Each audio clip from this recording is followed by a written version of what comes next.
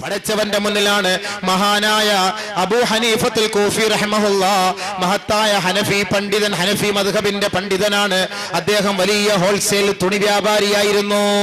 Wholesale തുണി വ്യാപാരി. കടയിലിരിക്കുമ്പോ ഒരുമാതിരി പന്ന വസ്ത്രമൊക്കെ ധരിച്ചിട്ടിരിക്കും കടയില്. അപ്പൊ ആളൊക്കെ ചോദിച്ചു, അല്ല ഈ കസ്റ്റമർ ഒക്കെ വരേണ്ടതല്ല, നിങ്ങൾ എന്താ ഈ മോശം വസ്ത്രം?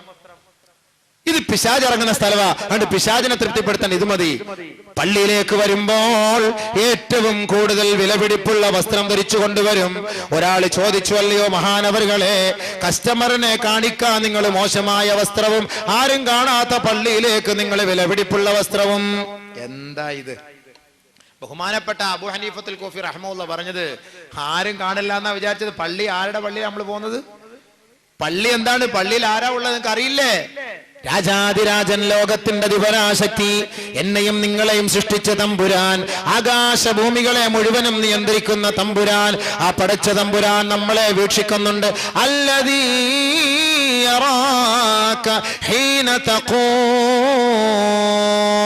കൈകെട്ടി അല്ലാഹു അക്ബർ എന്ന് പറഞ്ഞ് കരങ്ങൾ ഉയർത്തിക്കൊണ്ട് പടച്ചവന്റെ ദർബാറിലേക്ക് പ്രതിജ്ഞയർപ്പിച്ച് കൈകൾ കെട്ടി നിൽക്കുന്ന നിന്നെ സസൂക്ഷ്മം വീക്ഷിക്കുന്നവനാണ് അവൻ. നീ ഉടുത്തുകൊണ്ടുവരുന്ന കൂറക്കൈലി കാണുന്നവനാണ് അവൻ. നല്ല വസ്ത്രമാണോ ധരിച്ചു പള്ളിയിൽ വരുന്നത്? അതല്ല മോശമായ രാത്രി നീ ധരിച്ചുകൊണ്ട് കിടന്ന ആ പന്ന കൈലിയും ഉടുത്തുകൊണ്ടാണോ സുബഹിക്ക് വരുന്നത്? അത്ര പൂശിക്കൊണ്ടാണോ വരുന്നത്? പല്ല് തേച്ചുകൊണ്ടാണോ വരുന്നത്? ഇതെല്ലാം അല്ലാഹു സസൂക്ഷ്മം വീക്ഷിക്കുന്നുണ്ട്. അതുകൊണ്ട് എന്റെ യജമാനന്റെ മുന്നിലേക്ക് പോകുമ്പോൾ കൂറത്തുണിയും ധരിച്ചുകൊണ്ട് പോകാൻ ഞാൻ ഇഷ്ടപ്പെടുന്നില്ല. ഏറ്റവും വിലപിടിപ്പുള്ള വസ്ത്രം കൊണ്ടുപോകാനാണ് ഞാൻ ആഗ്രഹിക്കുന്നത്. അതാണ് സഹോദരങ്ങളെ, വിലപിടിച്ച വസ്ത്രവുമായി ഞാൻ പള്ളിയിലേക്ക് വരുന്നത്. മഹാനായ അബൂ ഹനീഫത്തുൽ കൂഫി റഹ്മത്തുള്ളാഹി. അതുകൊണ്ട് എന്റെ സഹോദരങ്ങളെ, ദയവ് ചെയ്ത് ഇനിയെങ്കിലും നിങ്ങൾ പള്ളിയിൽ വരുമ്പോൾ കൈലി ഒന്നും ഉടുക്കാതെ ഒരു വെള്ള വസ്ത്രം ധരിച്ചുകൊണ്ട് വരണേ. ഒരു ഹദീസോടെ പറഞ്ഞെടുത്ത് വിഷയത്തിലേക്ക് കടക്കാം. ഖാലൻ നബി സല്ലല്ലാഹു അലൈഹി വസല്ലം, അല്ലാഹുവിന്റെ റസൂൽ പറഞ്ഞു, ഈ കളവന്മാരൊക്കെ കൊടുത്തോണ്ടിരുമ്പോൾ ചിലപ്പോൾ ശരിയാ കഴുകി കൊടുക്കാൻ ആരുമില്ല, എന്ത് ചെയ്യും? അതുകൊണ്ട് ഒരെണ്ണം കഴുകി വെള്ളിയാഴ്ചത്തേക്ക് വേണ്ടി മാത്രം മടക്കി വെച്ചേക്കും. മരുമോള് കഴുകി കൊടുക്കുവോ? പെമ്മക്കൾ, ഇന്നത്തെ പെമ്മക്കൾ കഴുകി കൊടുക്കുവോ? അതുകൊണ്ട് അവത്തുങ്ങൾക്ക് കഴുകാൻ വല്ലതും പറ്റുമോ? ആകെ ഡിസ്ക് മൊത്തം പോയി കിടക്കുകയാണ്. ഒന്ന് കുത്തിപ്പിഴിയാൻ വേണ്ടി കുനിഞ്ഞാൽ അതോടുകൂടി അവിടെ വളഞ്ഞു വീണാ പിന്നെ തീർന്നു. അതുകൊണ്ടാണെന്ന് എനിക്ക് തോന്നുന്നത്. അതുകൊണ്ട് ഒരു കൈലി ഉടുത്തുകൊണ്ട് വരല് ഇനിയിപ്പോ അത് ഹറാമോ അതത്ര അങ്ങോട്ട് മോശക്കാരാണെന്നോ ആണോ അതിന്റെ അർത്ഥം? അല്ല. അള്ളാന്റെ കല്യാണ വീട്ടിൽ നിങ്ങൾ കയ്യിലെടുത്തോണ്ട് പോവോ? ആ പോട്ടെ, കല്യാണ വീട്ടിൽ കയ്യിലെടുത്തോണ്ട് പോവോ? പോട്ടെ, മാർക്കറ്റ് കയ്യിലെടുത്തോണ്ട് പോവോ? സുഹൃത്തുക്കളെ, ജനങ്ങളുടെ മധ്യത്തിലേക്ക് ഇറങ്ങി പോകുമ്പോ നമ്മൾ കയ്യിലെടുത്തുകൊണ്ട് പോവോ? അപ്പൊ അത്രയും വില പോലും ഇല്ലേ അള്ളാക്ക്? അള്ളാഹ് അത്രയും വില പോലും ഇല്ലേ? ഈ കൈലി എടുത്തോണ്ട് കല്യാണത്തിന് പോവൂല, മരിച്ച വീട്ടിൽ പോവൂല, യാത്ര ചെയ്യൂല. പക്ഷെ അള്ളാന്റെ അടുക്കൽ വരുമ്പോ ഒരുമാതിരി കീറിയ ട്രൗസർ ഇട്ടുകൊണ്ട് വരണത്, ഇതെന്ത് വൃത്തികേട്! അപ്പൊ കല്യാണ വീട്ടിലുള്ള ജനങ്ങളുടെ വില പോലും അള്ളാഹ്ക്കില്ല എന്നർത്ഥം. നഊദു ബില്ലാഹ്, അള്ളാഹ് കാക്കട്ടെ. യാ ബനീ ആദം ഖുദൂ സീനതകും ഇൻദ കുല്ലി മസ്ജിദ്. ഓരോ നമസ്കാര വേളയിലും നിങ്ങളുടെ വസ്ത്രങ്ങളെ നിങ്ങൾ നന്നാക്കിൻ, ശുദ്ധിയാക്കിൻ, നല്ല വസ്ത്രം ധരിക്കിൻ. അതാണ് ഖാലൻ നബി സല്ലല്ലാഹു അലൈഹി വസല്ലം, അല്ലാഹുവിന്റെ റസൂൽ പറഞ്ഞത്, ഇൽബിസു സിയാബൽ ബീർ ഫഇന്നഹാ അത്ഹറു വഅത്യബു വകഫിനു ഫീഹാ മൗതാകും. നിങ്ങൾ വെള്ള വസ്ത്രം ധരിക്കുവിൻ, വെള്ള വസ്ത്രം ധരിക്കുവിൻ.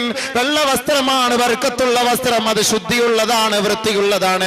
വകഫിനു ഫീഹാ മൗതാകും. നിങ്ങളുടെ ജനാസ, നിങ്ങളുടെ മയ്യത്ത് ആ വെള്ള തുണിയിൽ നിങ്ങൾ പൊതിയണേ. അത് നമ്മൾ കേൾക്കും, അത് ഉറപ്പാ ആ കാര്യം. ഇനി വാപ്പിച്ച ഏത് ചൈന സിൽക്കിന്റെ വസ്ത്രം ഇട്ടുകൊണ്ട് നടന്നാലും വാപ്പ മരിച്ചു കഴിഞ്ഞാല് കേവലം 21 രൂപ 50 പൈസ വിലയുള്ള കീറിയാൽ പൊടി പറക്കുന്ന ആ വെള്ള തുണിയിലായിരിക്കും വാപ്പാടെ മയ്യത്ത് പൊതിയുക. അവിടെ റസൂലുള്ളാന്റെ വാക്ക് കേൾക്കും. മരിക്കുമ്പോ, ജീവിച്ചിരിക്കുമ്പോ എന്താ കേൾക്കാത്തത്? ജീവിച്ചിരിക്കുമ്പോ റസൂലുള്ളാന്റെ വാക്ക് കേൾക്കണമെന്ന് നമ്മൾ പറയുന്നതാണ് ഇപ്പൊ ഈ കുഴപ്പം. ജീവിച്ചിരിക്കും റസൂലുള്ളാഹിയുടെ വാക്ക് നിങ്ങൾ കേൾക്കണം. എന്നാ മരിച്ചു കഴിഞ്ഞാൽ അവിടെ വേറെ സഹായം നിങ്ങൾക്കുണ്ടാകും എന്ന് പറഞ്ഞാൽ പ്രശ്നമായി. മരിച്ചു കഴിഞ്ഞാൽ പ്രശ്നമില്ല പിന്നെ ഒന്നും. അതുകൊണ്ട് വെള്ള വസ്ത്രം ധരിക്കിൻ, ജീവിച്ചിരിക്കുമ്പോഴും ധരിക്കിൻ, മരിക്കുമ്പോഴും ധരിക്കിൻ. അല്ലാഹു അമൽ ചെയ്യാൻ തൗഫീഖ് നൽകുമാറാകട്ടെ. അപ്പോൾ ഞാൻ പറഞ്ഞു വന്ന വിഷയം, സിവാക്ക്, മിസ്വാക്ക് ചെയ്യുക പ്രവാചകന്മാരുടെ സുന്നത്തിൽപ്പെട്ട കാര്യമാണ്. നബിമാരുടെ സുന്നത്തിൽപ്പെട്ട കാര്യമാണ്. നാലാമത്തെ കാര്യം നിക്കാഹ്, കല്യാണം കഴിക്കൽ. കല്യാണം കഴിക്കൽ നബിമാരുടെ സുന്നത്തിൽപ്പെട്ട കാര്യമാണ്. അതാണ് അന്നികാഹു മിൻ സുന്നതി, നികാഹ് എന്റെ സുന്നത്താണ്. മൻ അറാദ അൻ യൽഖല്ലാഹ ത്വാഹിറൻ മുതഹ്ഹിറാ ഫൽയതസവ്വജ്, പരിശുദ്ധ മനസ്സോടുകൂടി അള്ളാന്റെ ദർബാറിലേക്ക് പോകണമെന്ന് ആർക്കെങ്കിലും ആഗ്രഹമുണ്ടോ? ഫൽയതസവ്വജ്, അവൻ വിവാഹം കഴിച്ചു കൊള്ളട്ടെ. നല്ല മനസ്സോടെ അള്ളാന്റെ അടുക്കലേക്ക് പോകണമെങ്കിൽ, ശുദ്ധ മനസ്സോടുകൂടി അള്ളാന്റെ അടുക്കലേക്ക് പോകണമെന്ന് ആഗ്രഹമുണ്ടോ? വിവാഹം കഴിച്ചോ. നബി സല്ലല്ലാഹു അലൈഹി വസല്ലം തങ്ങൾ അല്ലാഹു തആല ദുനിയാവിലും ആഖിറത്തിലും നബിതങ്ങൾക്ക് പുറത്തു കൊടുത്തിരിക്കുകയാണ്. നബിതങ്ങൾ എത്രയോ ഉന്നതനായ വ്യക്തിത്വം, ആ വ്യക്തിത്വത്തിന്റെ ഉടമയാണ്. നമുക്കും ആ ഒരു പദവിയിലേക്ക് എത്തിപ്പെടണമല്ലോ. അതുകൊണ്ട് 3 കൂട്ടർ തീരുമാനിക്കുകയാണ്. ജാഅ സലാസതു റഹ്തിൻ ഇലാ ബുയൂതി അസ്വാജിൻ നബി സല്ലല്ലാഹു അലൈഹി വസല്ലം. 3 പേർ ഒരു സംഘത്തിലെ നബിതങ്ങളുടെ പത്നിമാരുടെ ഭവനത്തിലേക്ക് പോവുകയാണ്. എന്തിനാണ്? യസ്അലൂന ഇബാദത്തുൻ നബി സല്ലല്ലാഹു അലൈഹി വസല്ലം, നബിതങ്ങളുടെ ഇബാദത്തിനെ കുറിച്ച് ചോദിക്കാൻ വേണ്ടി, നബിതങ്ങളുടെ ആരാധനാ ക്രമങ്ങൾ എങ്ങനെയൊക്കെയായിരുന്നു എന്ന് ചോദിച്ചിട്ട് നമുക്കും കൂടി അമൽ ചെയ്യാമല്ലോ എന്ന ഉദ്ദേശ ലക്ഷ്യത്തോടു കൂടി ഈ 3 പേർ ആയിഷ ബീവി റളിയല്ലാഹു അൻഹ അടക്കമുള്ള സഹാബത്തുകളുടെ ഉമ്മഹാത്തുൽ മുഅ്മിനീങ്ങളുടെ വീടിനെ ലക്ഷ്യമിട്ട് പോയി. നബിതങ്ങളുടെ ഇബാദത്തിനെ കുറിച്ച് അവർ ചോദിച്ചു. فلما أخبروا كأنه تقالونها, നബിതങ്ങളുടെ ഇബാദത്തിനെ കുറിച്ച് ചോദിച്ചപ്പോൾ പറയപ്പെട്ടു, നബിതങ്ങളുടെ ഇബാദത്ത് ഭയങ്കരമാണ്, നിങ്ങളെ കൊണ്ടൊന്നും ചെയ്യാൻ പറ്റൂല, അത് ഭയങ്കരം തന്നെ. ഉടനെ ഇവർ 3 പേരും കൂടെ തീരുമാനിച്ചു, വഅൈന നഹ്നു മിനൻ നബി സല്ലല്ലാഹു അലൈഹി വസല്ലം, നബിതങ്ങളിൽ നിന്ന് നമ്മൾ എത്രയോ ദൂരമാണ്. അല്ലാഹു അക്ബർ. ഖദ് ഗുഫിറ ലഹു മാ തഖദ്ദമ മിൻ ദൻബിഹി വമാ തഅഖർ, നബിയുടെ മുമ്പും പിമ്പുമുള്ള സകലമാന പാപങ്ങളും അല്ലാഹു പുറത്തു കൊടുത്തിരിക്കുന്നു. നബിതങ്ങളുടെ കൂട്ടത്തിൽ ആ പദവിയിലെത്താൻ നമുക്ക് കഴിയില്ല. അതുകൊണ്ട് നമുക്കൊരു തീരുമാനമെടുക്കാം. വഖാല അഹദുഹും, അവരിൽപ്പെട്ട ഒരാൾ ഒരു തീരുമാനമെടുത്തിട്ട് പറയുകയാണ്, അമ്മാ ഫാന ഉസല്ലി ഫലം അർഖുദു, ഞാൻ ഇനി ഉറങ്ങുന്നേ ഇല്ല, ഞാൻ ഇനി നിസ്കരിക്കാൻ തുടങ്ങാൻ പോവാ, എനിക്ക് ഉറക്കം വേണ്ട. കാരണം എന്താ? നബിതങ്ങളുടെ പദവി വലുത്, ആ ഒരു ദർജയിൽ അവിടെ എത്തിപ്പെടണമെങ്കിൽ എനിക്ക് ഉറങ്ങിക്കൊണ്ടിരുന്നാ പറ്റൂല.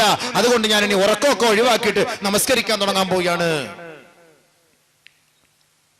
വഖാല അൽ-ആഖിർ, മറ്റേയാൾ പറഞ്ഞു, അന അസൂമു ദഹർ വലാ ഉഫ്തിറു, ഞാൻ ഇനി കാലം മൊത്തം നോമ്പ് വയ്ക്കാൻ പോവാ, ഞാൻ ഇനി നോമ്പും വിടുന്ന പ്രശ്നമേ ഇല്ല, സ്വർഗത്തിൽ പോണം, ഞാൻ ഇനി നോമ്പ് വിടുന്ന പ്രശ്നമേ ഇല്ല, എപ്പോഴും ഞാൻ ഇനി നോമ്പ് പൂർണ്ണമായിട്ട് നോമ്പ് പിടിക്കാൻ തീരുമാനിച്ചിരിക്കുന്നു. 3-ാമത്തെ ആള് പറയുകയാണ്, അന അഅ്തസിലുൻ നിസാ ഫലം അതസവ്വജ്, ഞാൻ ഇനി വിവാഹം കഴിക്കുകയില്ല, ഞാൻ സ്ത്രീകളെ ഒഴിവാക്കാൻ തീരുമാനിച്ചിരിക്കുകയാണ്. ലാ തസവ്വജ്, ഞാൻ വിവാഹം കഴിക്കുകയില്ല, സ്ത്രീകളെ ഞാൻ പൂർണ്ണമായിട്ട് ഞാൻ ഒഴിവാക്കാൻ തീരുമാനിച്ചു. ഇത് കേട്ടുകൊണ്ട് ജാ റസൂലുള്ളാഹി സ്വല്ലല്ലാഹു അലൈഹി വസല്ലം, നബി തങ്ങൾ അവരുടെ ഇടയിലേക്ക് കടന്നു വന്നുകൊണ്ട് ഖാല, ചോദിക്കുകയാണ്, അൻതുമുല്ലദീന ഖുൽതും കദാ വ കദാ, നിങ്ങളാണോ ഇങ്ങനെയൊക്കെ പറഞ്ഞത്?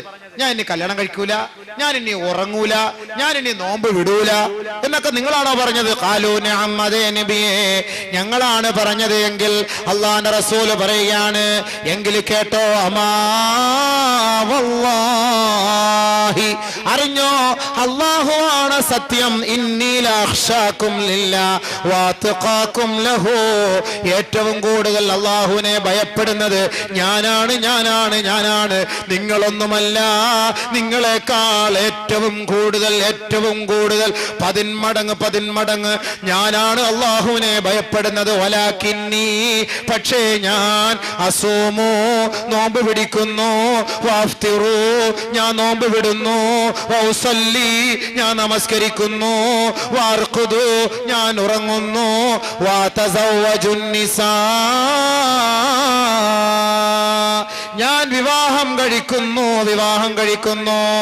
ഫമൻ റഗിബ സുന്നതി, ആരൊരാൾ എന്റെ ഐച്ഛികത്തിൽ നിന്ന് പിന്മാറുന്നുവോ, വിവാഹം കഴിക്കാതെ ഒഴിവാകുന്നുവോ, ഫലൈസ മിന്നീ,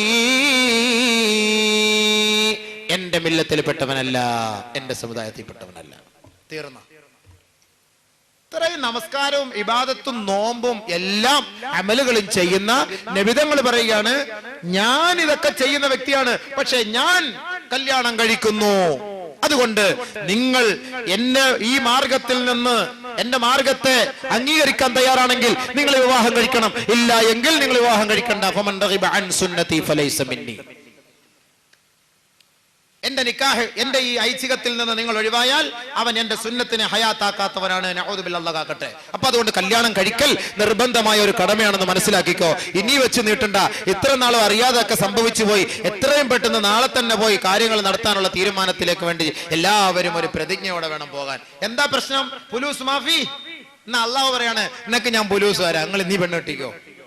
وَأَنكِحُوا الْأَيَامَ منكم والصالحين من عبادكم وإمائكم إن يكونوا فقراء يغنيهم